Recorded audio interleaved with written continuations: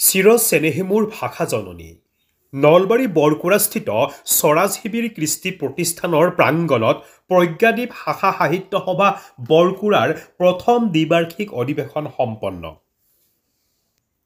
ৰাতিপুৱা ৮ বজাত পতাকা উত্তোলনেৰে অনুষ্ঠান আৰম্ভ কৰা হয়। পতাকা উত্তোলন কৰে প্ৰজ্ঞাদ্বীপ ভাষা সাহিত্য সভাৰ সভাপতি ডাক্তৰ প্ৰাণকান্ত ভট্টাচাৰ্যই। ইয়াৰ পিছতে ৯ বজাত চিত্ৰাংকন প্ৰতিযোগিতা অনুষ্ঠিত কৰা হয়।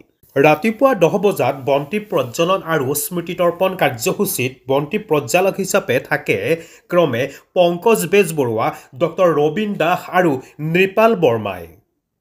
স্মৃতিতৰ্পক হিচাপে ক্ৰমে গোবিন্দ কলিতা, শৈলেন্দ্ৰ কুমাৰ ভাগৱতী আৰু ইয়াৰ পিছতে ১১ বজাত মুকলি সভা আৰু বঁটা বিতৰণী সভাখন অনুষ্ঠিত কৰা হয়।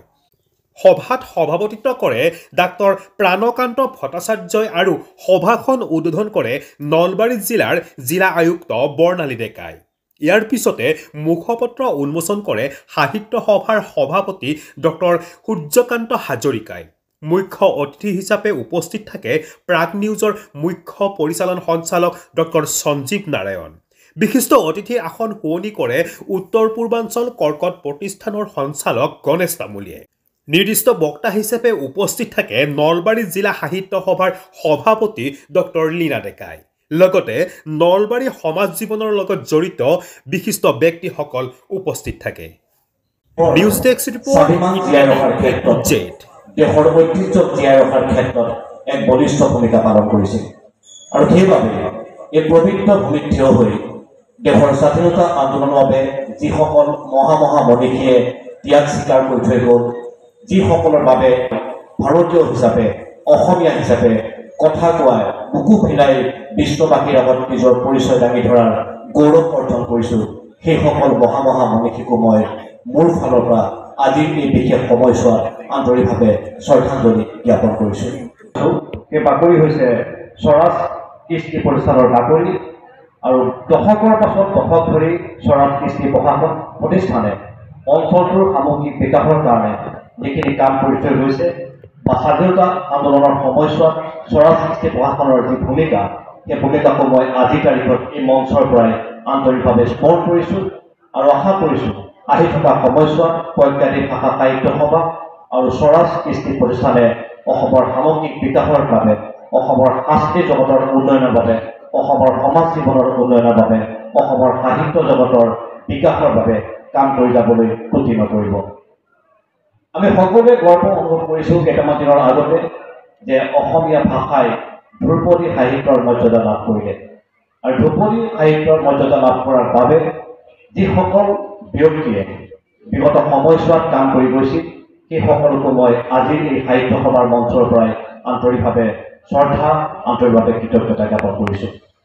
কোনোবা ৰাজনীতিকে হয়তো ইয়াৰ বাবে ক্ৰেডিট দাবী কৰিব খুজিব, কাৰণ ৰাজনীতিবিদসকলৰ কামেই হৈছে সেয়া, তেওঁলোকে কৃতিত্ব দাবী কৰিব খোজে আৰু প্ৰত্যেকটো বিষয়বস্তুতেই, প্ৰত্যেকটো ইছ্যুতেই তেওঁলোকে ৰাজনৈতিক মুনাফা লাভ কৰিব খোজে। আমি ক'ব খুজিছোঁ, যদিহে অসমীয়া সাহিত্যৰ ভঁৰাল উজ্জীৱিত কৰা, অসমীয়া ভাষা সাহিত্যৰ ভঁৰাল টনকিয়াল কৰা সেইসকল যদি মহা সাহিত্যিকৰ ত্যাগ বৰঙণি নাথাকিলেহেঁতেন, তেতিয়াহ'লে হয়তো আজিৰ তাৰিখত অসমীয়া ভাষাই ধ্ৰুপদী সাহিত্যৰ মৰ্যাদা লাভ কৰিবলৈ সক্ষম নহ'লহেঁতেন। গতিকে আমি পাহৰিবলৈ নহ'ব সেইসকল মহা মনীষী, সেইসকল সাহিত্যিকৰ ত্যাগ, আদৰ্শ আৰু নিষ্ঠা। ৰাজপথত জয়াই অসম ধৰিলেই অসম জয় হৈ নাযায়, ঠিক তেনেদৰে আমি চিৰ চেনেহী মোৰ ভাষা জননী বুলি কৈ দিলেই অসমীয়া ভাষাৰ উন্নতি নহয়। আমি হাতে কামে কাম কৰিব লাগিব। সুধাকণ্ঠ ডক্টৰ ভূপেন হাজৰিকাই তেতিয়াই কৈ থৈ গৈছিল, আজিৰ অসমীয়াই নিজক নিচিনিলে অসম ৰসাতলে যাব। হয়, বিভিন্ন সময়ত অসমীয়া জাতিলৈ, অসমলৈ, অসমীয়া ভাষাৰ ওপৰলৈ প্ৰত্যাহ্বান আহে, অমানিশা আহে। কিন্তু যেতিয়াই অসমীয়া সমাজলৈ, অসমীয়া ভাষালৈ, অসমলৈ, অসমীয়া মানুহখিনিলৈ প্ৰত্যাহ্বান আহে, তেতিয়াই কিন্তু অসমীয়া মানুহে জাঙুৰ খাই উঠে আৰু ঐক্যবদ্ধ প্ৰচেষ্টাৰে জাতি, ধৰ্ম, বৰ্ণ, ভাষা নিৰ্বিশেষে প্ৰত্যেকগৰাকী লোকেই হাতত হাত ধৰি অসমীয়াৰ স্বাভিমান প্ৰকাশ কৰি আহিছে। চিন্তা আদিবোৰক জীপাল কৰি ৰাখিবলৈ সাহিত্য সভাই যেনেধৰণে প্ৰচেষ্টা চলাই আছে, তাত আমি প্ৰজ্ঞাদ্বীপ ভাষা সাহিত্য সভায়ো সামান্যতম সহযোগী হ'বলৈ পাই গৌৰৱ অনুভৱ কৰিছোঁ। অসমীয়া ভাষা সাহিত্য সংস্কৃতিৰ প্ৰসাৰ আৰু প্ৰচাৰৰ বাবে সাহিত্য সভা মঞ্চখনে বিভিন্ন ধৰণে দেশে চেষ্টা কৰি আছে। স্বদেশ আৰু স্বজাতিৰ উন্নতিৰ সিংহ দুৱাৰখন হৈছে মাতৃভাষা। স্বদেশ অনুৰাগীসকলে সাহিত্যলৈ দি যোৱা আধুনিকতাৰ